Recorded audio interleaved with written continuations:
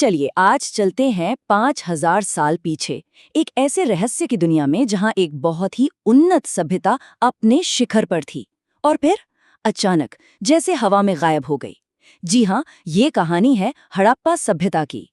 तो सवाल यही उठता है कि आखिर इतनी बड़ी, इतनी एडवांस सिविलाइजेशन बस गायब कैसे हो सकती है। एक ऐसी सभ्यता जिसने बड़े बड़े शहर बनाए, कमाल का ड्रेनेज सिस्टम बनाया, दूसरे देशों से व्यापार किया, वो आखिर खत्म कैसे हो गई। आइए इस गुत्थी को परत दर परत सुलझाते हैं। तो इस कहानी को समझने के लिए सबसे पहले हमें ये जानना होगा कि ये खोई हुई दुनिया हमें मिली कैसे, क्योंकि एक जमाने में तो हम इसे पूरी तरह से भुला चुके थे। जरा सोचिए, इसकी पहली झलक एक भगोड़े सैनिक को मिली जिसने बस अपनी डायरी में कुछ खंडहरों के बारे में लिख दिया। लेकिन फिर दशकों बाद जब ब्रिटिश इंजीनियर रेलवे लाइन बिछा रहे थे तो उन्हें ट्रैक के नीचे बिछाने के लिए ईंटों की जरूरत पड़ी और उन्होंने अनजाने में इस हजारों साल पुरानी साइट को खोदना शुरू कर दिया। लगभग 160 किलोमीटर लंबी रेलवे लाइन हड़प्पा की ईंटों पर बनी है। मतलब इतिहास का कितना बड़ा हिस्सा तो पटरियों के नीचे ही दब गया। खैर, शुक्र है कि 1920 के दशक में जॉन मार्शल और उनकी टीम ने सही तरीके से खुदाई शुरू की और दुनिया के सामने एक भूली बिसरी महान सभ्यता का राज खोला। तो जब खुदाई आखिरकार शुरू हुई तो जमीन के नीचे से जो निकला उसने सबके होश उड़ा दिए। ये कोई मामूली गांव नहीं था, बल्कि एक ऐसी शहरी सभ्यता थी जो अपने समय से हजारों साल आगे की सोच रखती थी। अब जरा ये देखिए, ये किसी चमत्कार से कम नहीं है। एकदम सीधी सड़कें जो एक दूसरे को 90 डिग्री पर काटती थी, बिल्कुल आज के मॉडर्न शहरों की तरह। हर एक घर में अपना बाथरूम और अपना कुआं था।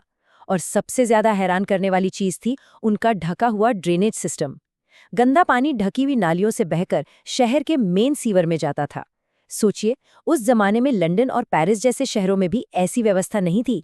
ये सिर्फ इंजीनियरिंग नहीं थी, ये साफ सफाई और पब्लिक हेल्थ के बारे में उनकी गहरी समझ को दिखाता है। ये तुलना अपने आप में बहुत कुछ कह जाती है, नहीं? 5000 साल पहले वो लोग ऐसे ड्रेन बना रहे थे जो कभी ब्लॉक नहीं होते थे, और आज हमारे बड़े बड़े महानगर जरा सी बारिश में पानी पानी हो जाते हैं। शायद हमें उनसे शहरी प्लानिंग के कुछ सबक सीखने की जरूरत है। और बात यही खत्म नहीं होती। एक और बहुत ही दिलचस्प बात है। मिस्र या मेसोपोटामिया की तरह यहाँ कोई बड़े बड़े पिरामिड्स या राजाओं के आलीशान महल नहीं मिले। जो सबसे बड़ी बिल्डिंग मिली है वो है द ग्रेट बाथ, एक तरह का पब्लिक स्विमिंग पूल। यहाँ लड़ाई के हथियार तो लगभग न के बराबर मिले हैं, लेकिन हाँ, बच्चों के मिट्टी के खिलौने वो हजारों की तादाद में मिले हैं। ये सब एक ऐसे समाज की तरफ इशारा करता है जहाँ राजा की ताकत दिखाने से ज्यादा आम लोगों की भलाई और सुविधाओं पर ध्यान दिया जाता था। लेकिन इतनी सारी उपलब्धियों के बाद भी हड़प्पा सभ्यता अपने पीछे कुछ ऐसे सवाल छोड़ गईं जो आज भी हमें उलझा देते हैं। सबसे बड़ा रहस्य उनकी लिखाई, उनकी लिपि। ये लिखावट हजारों मोहरों पर मिली है, लेकिन आज तक कोई भी इसे पढ़ नहीं पाया है। हमें पता ही नहीं कि वो क्या लिखते थे। क्या ये किसी भगवान के मंत्र थे, या व्यापार का कोई हिसाब किताब, या फिर बस लोगों के नाम? ये एक ऐसी पहेली है जो आज तक सुलझ नहीं पाई है। और फिर है ये वाला निशान, एक सींग वाला जानवर जिसे कई लोग यूनिकॉर्न भी कहते हैं। ये उनकी मुहरों पर सबसे ज्यादा बार मिला है। अब ये क्या था? कोई असली जानवर, कोई पौराणिक कथा, या फिर किसी बहुत बड़े व्यापारिक घराने का लोगो? इसका असली मतलब भी एक गहरा राज है। और शायद सबसे डरावनी, सबसे दिल दहला देने वाली खोज थी मोहनजोदड़ो की सड़कों पर बिखरे हुए कंकाल। ऐसा लगता है मानो कोई अचानक तबाही आई और लोग जहां थे वहीं गिरकर मर गए। उन्हें ठीक से दफनाने तक का मौका नहीं मिला। आखिर उस आखिरी दिन हुआ क्या था?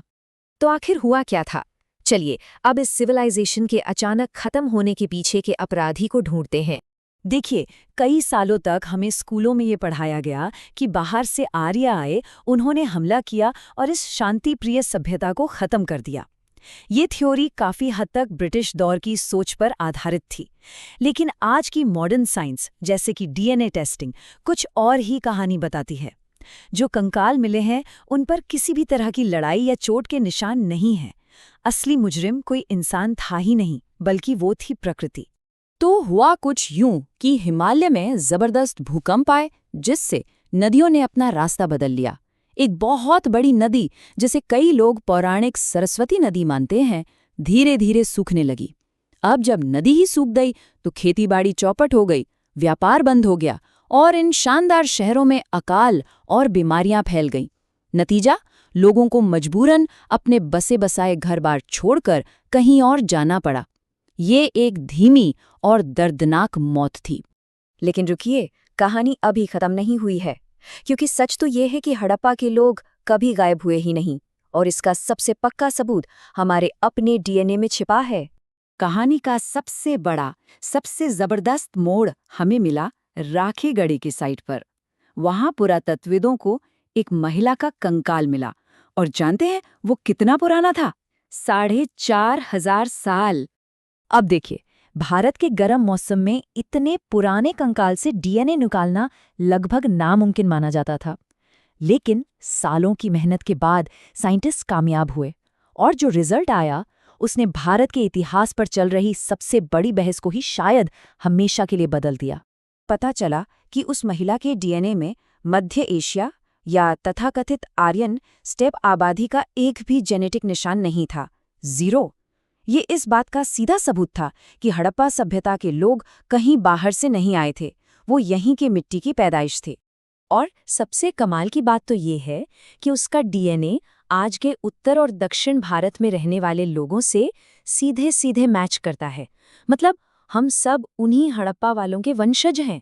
वो कहीं गए नहीं, वो बस समय के साथ हम में बदल गए। आप सोच रहे होंगे कैसे? तो जरा देखिए, उनकी विरासत आज भी इसी पल हमारे चारों तरफ जिंदा है। जब हम हाथ जोड़कर नमस्ते करते हैं, जब महिलाएं चूड़ियां पहनती हैं, या जब हम पीपल के पेड़ और बैल यानी नंदी की पूजा करते हैं, ये सब हमें हड़प्पा से विरासत में मिला है। उनकी परंपराएं आज हमारी संस्कृति का एक अटूट हिस्सा हैं। तो कह सकते हैं कि शहर तो जरूर खंडर हो गए, लेकिन सभ्यता की जो आत्मा थी उसने बस अपना रूप बदल लिया। ये एक ऐसा अटूट धागा है जो हमें 5,000 साल पहले हमारे पुरखों से जोड़ता है और आज भी हम सब में धड़कता है। और आखिर में ये एक सवाल हमें सोचना ही होगा।